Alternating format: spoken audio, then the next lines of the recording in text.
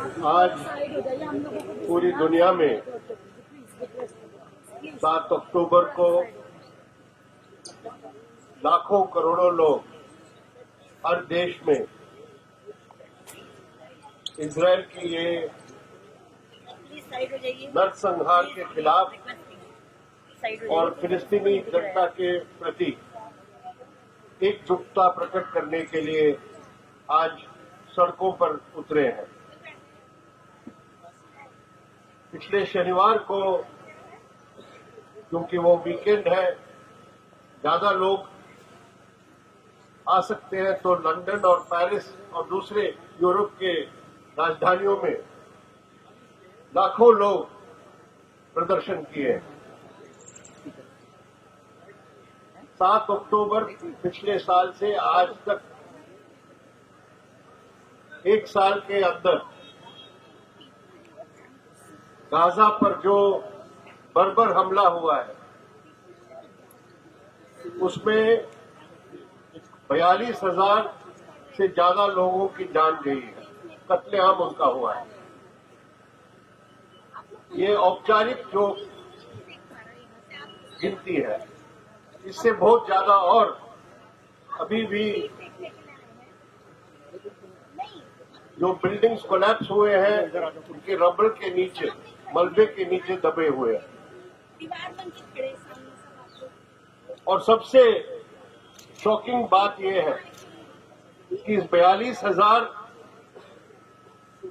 निर्दोष लोगों की जो जाने गई है उसमें से कल तक 16,890 बच्चे हैं। तो यही दिखाता है कि किस तरह के ये जंग छेड़ा गया है। इसको जेनोसाइड कहते हैं। नरसंहार से भी ज्यादा उसका मतलब है कि एक पूरे कौम को, एक पूरे वंश को खत्म करना, यही परिभाषा है जेनोसाइड का।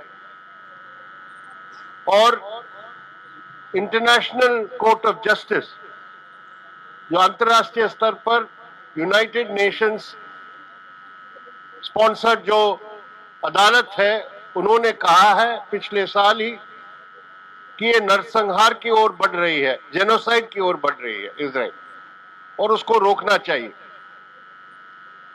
लेकिन इजराइल अभी सिर्फ गाजा को तबाह नहीं कर रहे हैं, पिछले 3 हफ्ते से लेबनान पर हमला किया है।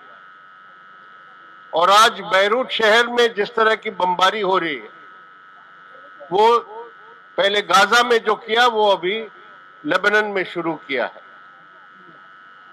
और ये और व्यापक होने वाला है, क्योंकि इजराइल पर कोई नियंत्रण नहीं कर सकते हैं।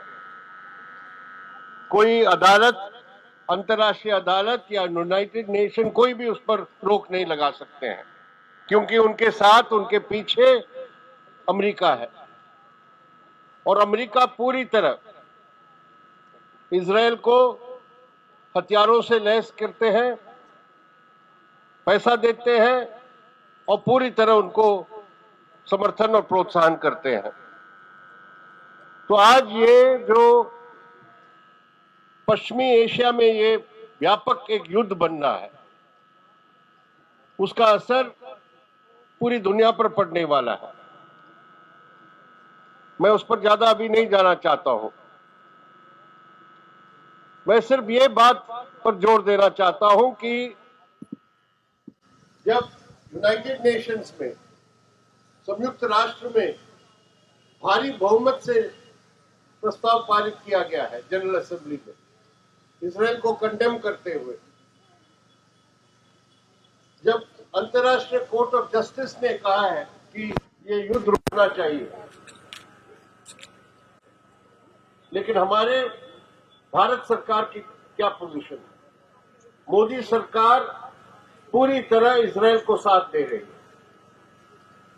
मोदी सरकार इजराइल को हमारे देश में जो हथियार पैदा हो रहा है, हमारे देश में जो ड्रोन्स पैदा कर रहे हैं, इजराइल के कंपनी और अदानी की कंपनी का जॉइंट मैन्युफैक्चरिंग है हैदराबाद के पास, वहां से ड्रोन भेजा जा रहा है इजरायल को, और इजरायल गाजा में उसको इस्तेमाल कर रहे हैं बमबारी के लिए। इस तरह तरह तरह के हथियार हिंदुस्तान से मोदी सरकार, जिस तरह अमेरिका और बाइडेन इजरायल को समर्थन कर रहे हैं, उसी रास्ते पर मोदी सरकार चल रही है। और ये बहुत शर्म की बात है कि हिंदुस्तान आजादी के पहले से ही, जो हमेशा फिलिस्तीनी जनता के समर्थन में रहा है, फिलिस्तीन की स्वतंत्रता के लिए एक अलग राज्य के समर्थन करते आई है, वो आज मोदी सरकार ने उस स्टैंड को खत्म कर दिया। 3 हफ्ते पहले संयुक्त राष्ट्र के जनरल असेंबली में जब प्रस्ताव पारित किया गया, भारी बहुमत से वो पारित किया गया कि इजरायल जो भी उनके कब्जे में है फिलिस्तीनी इलाके, Gaza, West Bank, east Jerusalem, इस सबको 12 महीने के अंदर खाली करो, ये पास हुआ है। पहले बार इंडिया ने उसमें अब्सटेन किया, सपोर्ट नहीं किया। तो खुल के अभी बात आ गई है। फिलिस्तीनी जनता की ये जो बुनियादी मांग है कि हमारा एक स्वतंत्र देश होना चाहिए, उसको भारत अभी इनकार कर रही है, मोदी सरकार। और लगातार पिछले 12 महीने हथियार भेजे हैं इजरायल के लिए। जब दुनिया में ऐसी स्थिति है कि अमेरिका के एलाइज जो है नेटो में, स्पेन ने, बेल्जियम ने और अभी यूनाइटेड किंगडम यूके में उन्होंने फैसला किया, वहां की सरकार, कि अभी हम हथियार एक्सपोर्ट नहीं करेंगे इजरायल को। लेकिन इंडिया जो कहते हैं कि हम ग्लोबल साउथ के लीडर हैं, नॉन अलाइंड मूवमेंट के हम नेता रहे हैं, वो इंडिया को अभी मोदी सरकार ने अमेरिकी साम्राज्यवाद और इजरायली जो वॉर क्राइम्स है उसमें अकम्प्लिस बना दिया है। तो हमारे लिए सिर्फ पैलेस्टीन के प्रति एकजुटता का सवाल नहीं है, वो तो हमारा रहेगा, और हमें भारतीय जनता के बीच में जाके और समर्थन नामबंद करने की जरूरत है। लेकिन उसके साथ साथ ये मोदी सरकार की ये जो नीति है इजरायल के प्रति, जो उन्होंने गद्दारी की है पैलेस्टीन जनता के प्रति, उसको हमें जनता के बीच में जाके बेनकाब करना पड़ेगा। और इस सरकार पर दबाव डालने की जरूरत है कि वो फौरी कदम उठाए। एक तो आर्म्स एक्सपोर्ट को बंद करे इजरायल के लिए, और दूसरा यूनाइटेड नेशन में और सब अंतर्राष्ट्रीय फोरम्स में इजरायल के ये युद्ध को रोकने के लिए, सीज फायर के लिए काम करे। ये हमारी मांग होनी चाहिए। इतना ही मैं कहना चाहता हूँ। धन्यवाद।